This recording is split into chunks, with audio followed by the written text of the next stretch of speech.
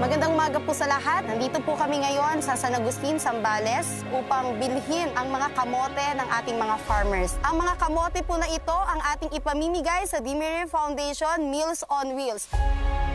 Yung pagpapaani, yan po ang kabuhayan namin. Yung pandemic, ang laking epekto po. Kung wala na magpapatrabaho po, wala na pong kaming kabuhayan. Sana, gabayan po kami ni God. Salamat po sa Dimiri Foundation na pumunta po dito at nakatulong sa amin at sa maraming tao sa syudad. Magkita-kita po tayo sa Barangay Addition Hills, Mandaluyong City. From farm to the city.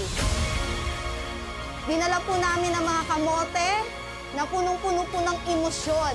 Sabi nga po ng mga farmers, nawa po sa pamamagitan ng mga tanim namin, maramdaman ng mga taga-Manila that we love them too. Salamat sa mahal nga Diyos nga nakabulig sila sa amon pang araw-araw nga pagkain. Maraming salamat po sa Dimiri Foundation at sa mga binibigay niyo, mga tulong niyo sa mga senior at DWT.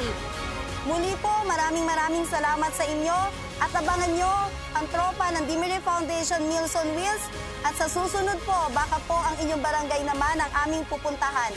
Salamat po, God bless you and keep safe.